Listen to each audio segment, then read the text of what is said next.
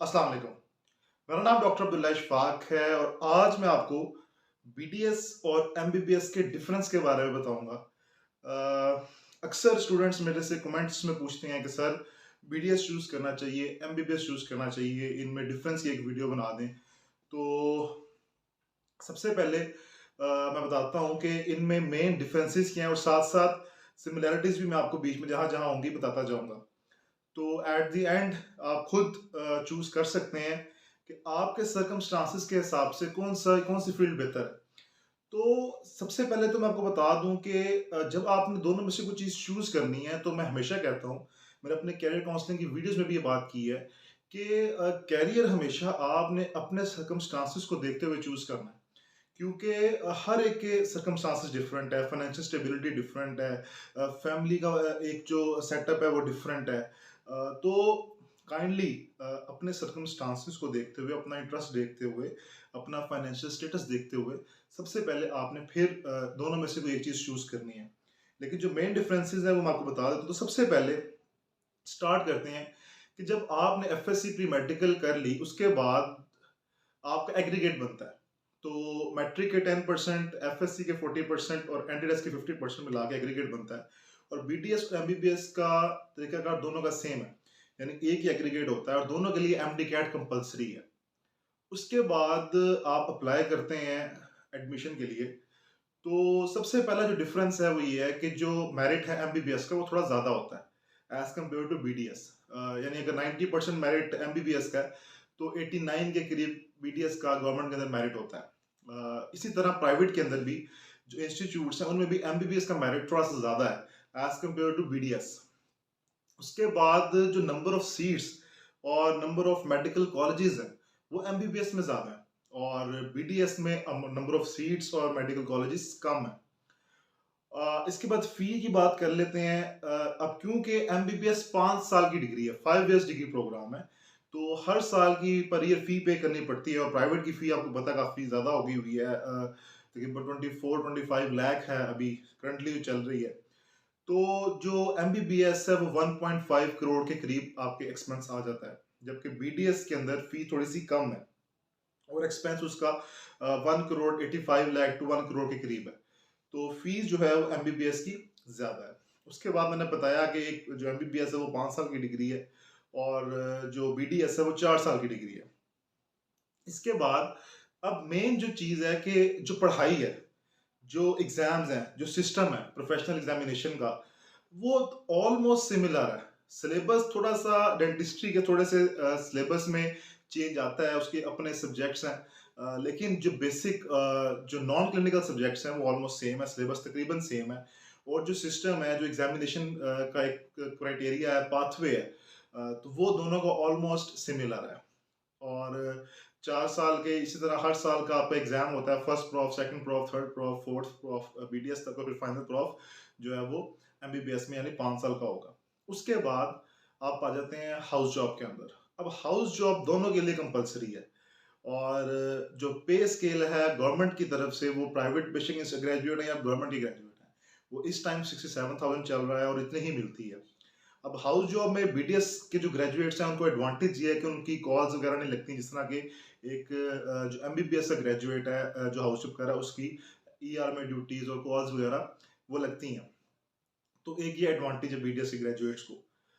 अब इसके बाद आप ग्रेजुएट हो गए और अब आपकी जब आप मार्केट में जाते हैं तो नंबर ऑफ जॉब्स जो है वो एमबीबीएस में ज्यादा है, क्योंकि प्राइवेट सेटअप्स बहुत बन चुके हुए हैं और डॉक्टर की थोड़ी सी डिमांड ज्यादा है। दोनों ही डॉक्टरेट डिग्री हैं, लेकिन डेंटिस्ट जो है, एक डेंटिस्ट्री जिसने की हुई है, तो अभी सेटअप्स कम है as compare to MBBS graduate. तो जो पे है इसके बाद नंबर ऑफ जॉब्स पहले तो एमबीबीएस के बाद ज्यादा है एज कम्पेयर टू बीडीएस।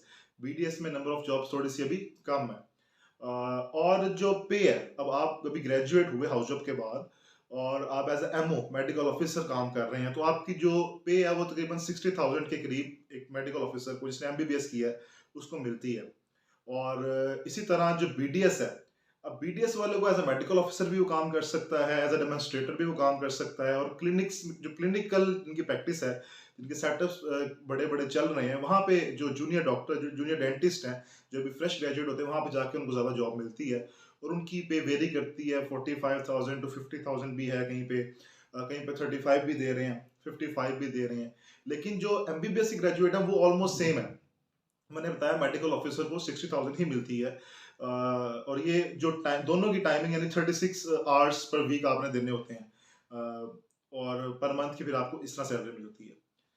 तो अब जो बीडीएस का एक एडवांटेज है, यानी अगर मैं लाहौर की बात करूं इस टाइम, या कराची की बात करें जो मेन शहर है, वहां पे अगर आप एमबीबीएस करते हैं, एमबीबीएस के बाद करने के बाद वहां पे as a doctor, as a medical doctor, आप जो क्लिनिकल प्रैक्टिस इतनी अर्ली क्लिनिक आप नहीं कर सकते, क्योंकि वहां पे जो लोग हैं वो ज्यादातर प्रेफर करते हैं कंसल्टेंट के पास जाएं। अगर पेरिफेरी की बात करें तो वहां पे अगर आप फ्रेश ग्रेजुएट अभी नया नया एमबीबीएस किया तो वहां पे आप क्लिनिक भी कर सकते हैं, आपका चल भी जाता है। लेकिन बीटीएस का एडवांटेज ये है कि आप इस तरह बड़े-बड़े शहरों के अंदर भी अपने छोटे-छोटे सेटअप, छोटी-सी इन्वेस्टमेंट करके 10-15 लाख इन्वेस्टमेंट करके आप अपना सेटअप कर सकते हैं। उसको आप आहिस्ता-आहिस्ता रन कर सकते हैं और उससे आपकी प्रैक्टिस भी अच्छी हो जाती है। तो बीडीएस का एक एडवांटेज ये है।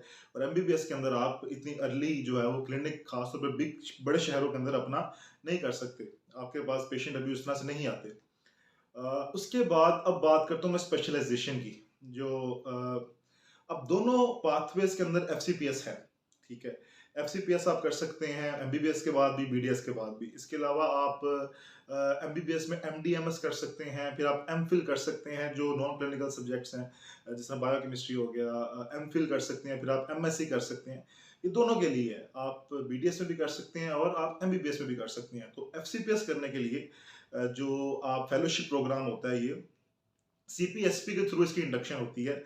पहले पार्ट वन का एग्जाम होता है, उसके बाद आपको ट्रेनिंग मिलती है और ट्रेनिंग आपकी, अब एमबीबीएस में अगर आप डिफरेंट प्रोग्राम्स में ट्रेनिंग लेते हैं तो उसमें वेरी करता है। 4 साल की भी ट्रेनिंग होती है, 5 साल की भी, मुख्तलिफ स्पेशलाइजेशन स्पेशलिटीज हैं, 5 साल की भी ट्रेनिंग होती है। और बीडीएस की जो आपकी जो प्रोग्राम्स हैं उनकी 4 साल की मैक्सिमम ट्रेनिंग होती है और उसके बाद आप कंसल्टेंट लेवल पे काम कर सकते हैं। अब जो बीडीएस की जो फेलोशिप है, सीपीएसपी के थ्रू दोनों की इंडक्शन होती है। और जो एडवांटेज ये है कि जो आप जब ट्रेनिंग करते हैं तो उसमें वही, जैसा मैंने पहले बताया कि कोई कॉल्स वगैरह नहीं होती, कोई आपको जो है इतना हेक्टिक नहीं है, ईआर वगैरह की ड्यूटीज नहीं लगती। जबकि जो एक एमबीबीएस का ग्रेजुएट है जो एफसीपीएस कर रहा है उसकी काफी एक हेक्टिक रूटीन है। और इसमें आपको स्टाइपेंड मिलता है गवर्नमेंट की तरफ से जो फिक्स है, तकरीबन 1 लाख के करीब अभी जो पे स्केल चल रहा है। बीडीएस का भी वही है और एमबीबीएस का भी वही है। इसके अलावा गवर्नमेंट जॉब्स दोनों के अंदर पीपीएससी के थ्रू एज एमओ आपकी इंडक्शन होती है। आप टीचिंग हॉस्पिटल्स के अंदर काम कर सकते हैं।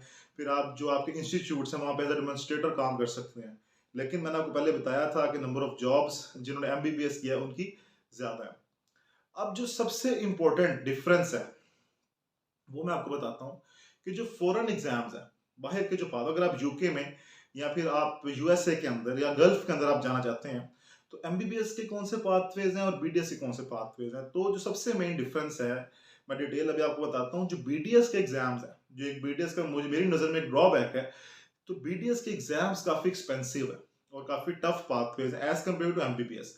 जिन्होंने एमबीबीएस किया है उनके लिए बाहर जाना, बाहर एज अ डॉक्टर प्रैक्टिस करना आसान है। तो सबसे पहले यूके की बात करते हैं। अब यूके का अगर आपने एज अ डॉक्टर प्रैक्टिस करनी है तो उसके लिए आपको प्लैब का एग्जाम देना पड़ता है।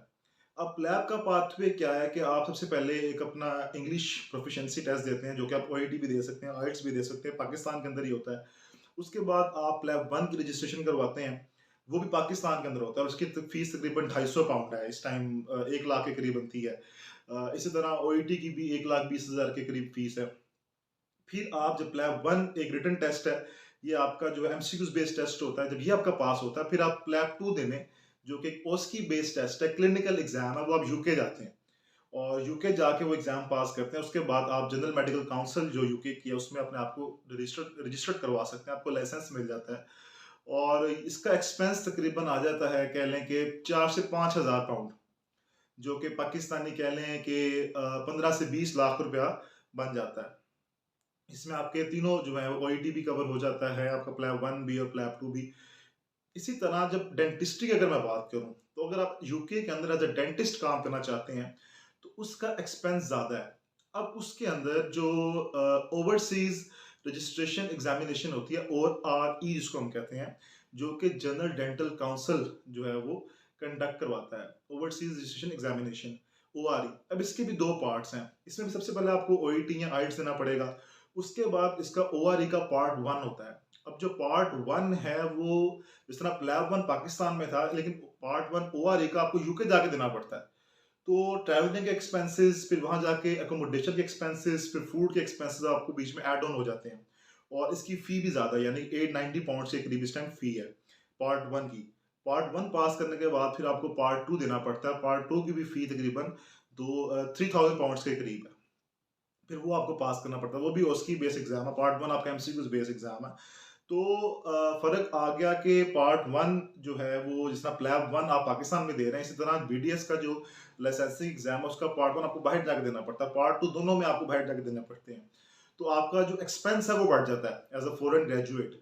तो यूके के अंदर तकरीबन अगर आपने जाना है एग्जाम्स पास करने हैं तो आपको तकरीबन 5 से 7 हज़ार पाउंड आपके लग जाते हैं, जो कि कह लें कि आपके 20 से 30 लाख का कह लें एक्सपेंस आ जाता है। तो वही है कि थोड़ा सा डिफिकल्ट पाथवे है अगर आप यूके में एज अ डेंटिस्ट काम करना चाहते हैं, लेकिन एडवांटेज ये है कि अगर आप इतने इन्वेस्टमेंट करने के बाद एज अ डेंटिस्ट आप यूके के अंदर काम कर लेते हैं, अपने आप को रजिस्टर्ड करवा लेते हैं, तो आपकी जो पे है वो बहुत ज़्यादा हो जाती है एज कम्पेयर टू जो कि प्लैब का एग्जाम करके बाहर गया है। तो इसी तरह जो यूएस का पाथवे है, अब अगर आपने एमबीबीएस किया हुआ है तो इसके आपको यूएसएमएलई करना पड़ता है।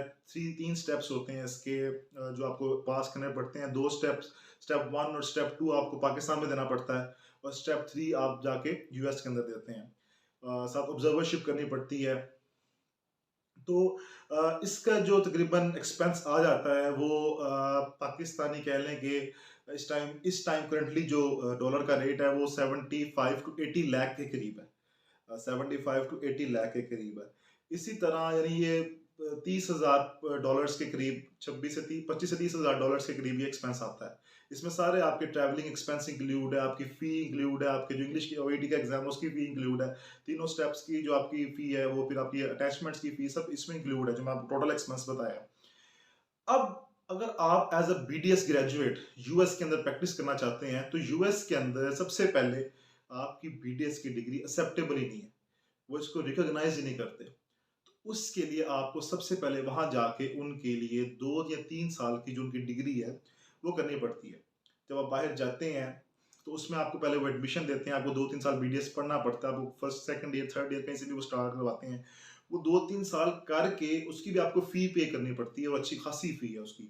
उसके बाद फिर आपको उनके लाइसेंस से एग्जाम देने पड़ते हैं, और उस एग्जाम्स दे के फिर आप एज अ डेंटिस्ट वहाँ पे काम कर सकते हैं।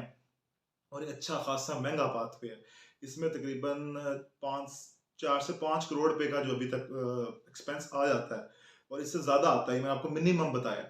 क्योंकि आपको 2-3 साल जो वहाँ पे पढ़ाई करनी है उसकी फ़ी पे करनी है, फिर आपको अकोमोडेशन चाहिए वहाँ पे, फिर आपका फूड का एक्सपेंस है, उसके बाद फिर आपने लाइसेंसिंग एग्जाम्स की फ़ी पे करनी है, फिर वहाँ पे आप एज अ डेंटिस्ट काम कर सकते हैं। और नो डाउट अगर आप ये एज अ बीडीएस एग्जाम्स का अगर इन्वेस्टमेंट करके बाहर जाते हैं तो लाइसेंस हासिल करने के बाद अगर आप एज अ डेंटिस्ट काम करते हैं तो उनकी पे बहुत ज़्यादा है एज कम्पेयर टू अगर आपने मेडिकल ग्रेजुएट उनके लाइसेंसिंग एग्जाम्स पास करके बाहर गए हैं। तो ओवरऑल इन अ नटशेल में अगर बात करूं तो फॉरेन एग्जाम्स और पाथवेज बीडीएस के महंगे हैं और टफ हैं एज कंपेयर टू एमबीबीएस। लेकिन आफ्टर गेटिंग लाइसेंस दोनों के अंदर बाहर पे जो बीडीएस के डेंटिस्ट हैं उनकी ज्यादा है as compare to medical doctor. तो ये एक मैंने आपको बात की। इसी तरह गल्फ के अंदर दोनों के, यानी बीडीएस अगर एमबीबीएस दोनों किए हुए आपने, तो गल्फ के अंदर आपको मिनिमम 2 साल का एक्सपीरियंस रिक्वायर्ड है, बेशक आप बीडीएस ग्रेजुएट है, बेशक एमबीबीएस ग्रेजुएट हैं। और 2 साल के एक्सपीरियंस के बाद फिर आप उनके लाइसेंसिंग एग्जाम्स देते हैं दुबई के अंदर, सऊदीया के अंदर, वो पास करके फिर वहाँ पे आप एज अ डॉक्टर काम कर सकते हैं।